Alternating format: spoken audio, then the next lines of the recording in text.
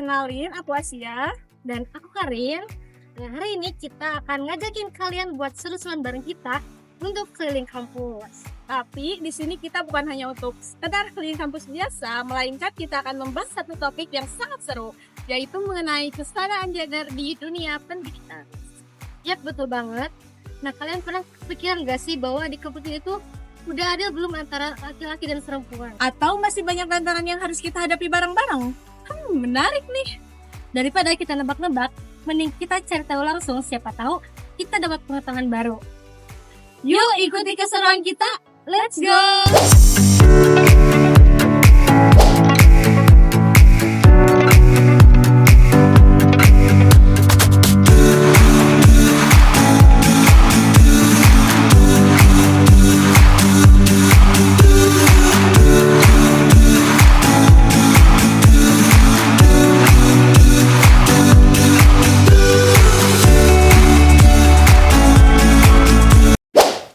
Ngomongin tentang kesetaraan gender, ternyata di banyak negara, termasuk Indonesia, masih ada loh ketimpangan peran gender, baik itu di dunia pendidikan maupun dunia kerja. Padahal ya, semua orang, apapun gendernya, itu memiliki hak yang sama untuk mendapatkan untuk mendapatkan pendidikan yang berkualitas dan juga keadilan untuk mengembangkan dirinya. Bahkan di lingkungan pendidikan aja, kadang-kadang kita masih melihat stereotip yang mengelompokkan laki-laki dan perempuan pada bidang-bidang tertentu. Tapi kita di sini sebagai generasi muda, generasi penerus bangsa, mempunyai kekuatan untuk memutus ketidakadilan tersebut. Dan teman-teman, perubahan besar itu selalu dimulai dari langkah-langkah kecil, dari diri kita sendiri.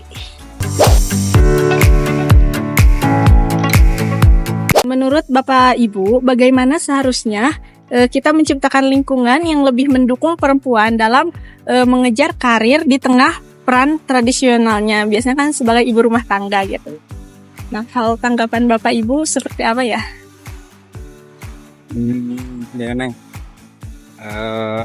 yang pengaruh utama gender Neng, peran perempuan harus dibuka akses seluas-luasnya, dimulai dari pendidikan dan peran serta di masyarakat itu harus seimbang, harus sama dengan laki-laki, dan tidak lupa pula bahwa wanita itu dengan tidak lupa pada kodratnya, harkat dan martabat sebagai seorang wanita tidak terlupakan oleh pendidikan tinggi yang telah dicapai. Tapi dalam peran di masyarakat itu ada kesamaan dengan laki-laki dengan tidak lupa dari kodrat sebagai wanita. Kesamaan sama ini. Nah, seperti sekarang pendidikan itu sudah sama, tidak ada laki-laki, tidak ada perempuan.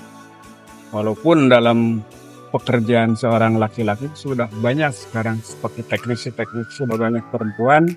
Mereka secara keahlian sudah diakui, mereka itu mumpuni, bisa seperti laki-laki. Dengan sedikit pesan, tetap ingat pada kodrat sebagai perempuan. Gitu kan. Ya, apakah ada solusi gitu Ibu ya yang bisa membantu perempuan untuk mengatasi tantangan ini gitu? Baik, terima kasih Nek.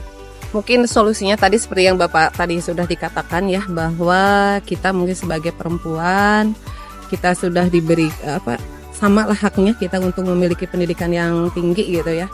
Tapi tadi bahwa kita itu tidak terlepas bahwa kodrat kita itu adalah sebagai perempuan ya, dimana apalagi kalau yang sudah berumah tangga, kita tetap harus lebih mengutamakan di keluarga ya.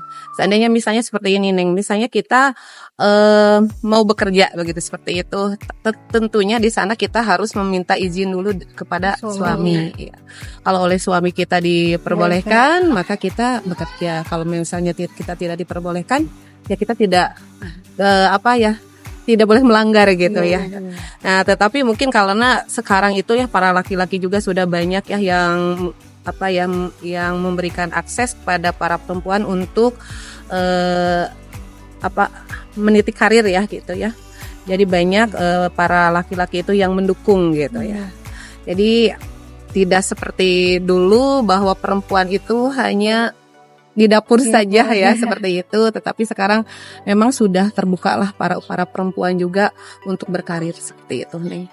Ya Ibu, jadi mungkin ya membangun kesadaran sosial dan juga melibatkan keluarga itu sangat penting juga untuk menciptakan perubahan yang lebih besar juga ya mungkin Betul sekali. Jadi kita harus ada istilahnya ada dukungan lah gitu dari keluarga. Menurut kakak sendiri gitu ya, apakah di dunia pendidikan kita gitu ya, mengenai laki-laki dan perempuan itu sudah ada atau belum gitu?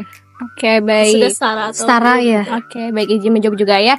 Menurut pandangan saya dari melihat zaman sekarang sepertinya sudah adil ya. Karena kita lihat juga pada zaman dulu perempuan sekarang itu lebih diberi kesempatan untuk berkarir dan berpendidikan seperti itu. Nah mungkin juga ya Teh, untuk solusinya gitu, solusi dari permasalahan tersebut kalau menurut Teh gimana gitu? Oke, untuk solusinya menurut saya lebih ke ngadain program mentoring khusus cewek gitu, terutama di bidang-bidang yang didominasi cowok. Misalnya nih ya, ngadain workshop coding, di mana di sana itu diisinya itu oleh perempuan-perempuan, khusus perempuan-perempuan keren gitu. Wah seru banget ya jawaban dari masyarakat. Betul banget. Banyak sekali ide-ide keren yang bisa kita terapkan untuk menciptakan lingkungan yang adil dan mendukung perempuan dalam pengembangan diri dan karirnya. Nah semoga ini semua dapat menjadi inspirasi untuk kita semua. Ternyata banyak banget ide keren yang bisa kita lakukan bareng-bareng untuk menciptakan lingkungan belajar yang lebih adil. Nah bener banget, semua ini untuk meningkatkan kepercayaan diri dan juga semua ide ini hanya untuk satu hal, yaitu bahwa kita semua punya peran yang sama untuk kesetaraan. Dan yang paling penting, perubahan itu bisa dimulai dari hal-hal kecil yang kita lakukan di sekitar kita. Dari ide-ide kreatif tadi, kita sadar banget bahwa pendidikan itu mempunyai peran yang sangat penting untuk membentuk cara pandang kita mengenai kesetaraan gender. Betul banget, karena pendidikan itu bukan cuma tentang belajar teori di kelas, tapi juga tentang rasa membangun keadilan, rasa saling menghargai, dan juga kesempatan yang setara untuk semua. Nah, kalau kita ingin masa depan kita yang adil, maka perubahan itu harus dimulai dari pendidikan hari ini. Yaps, betul, karena semua suara itu penting dan semua mimpi itu berhak diwujudkan. Kesetaraan gender itu bukan sekedar konsep kosong yang hanya dibahas di seminar ataupun workshop. Kesetaraan gender itu nyata dan harus diwujudkan dalam kehidupan sehari-hari, mulai dari cara kita berbicara, berteman, menghargai perbedaan, sampai berani bersuara kalau melihat ketidakadilan. Kita tidak perlu menunggu jadi orang besar untuk membuat perubahan. Kita bisa mulai dari sekarang, dari diri sendiri, dari lingkungan terdekat, dari kampus ini. Yuk, jadi bagian dari perubahan positif ini. Kita bisa, kita mampu, dan kita harus melakukannya. See you di aksi nyata berikutnya. Bye-bye.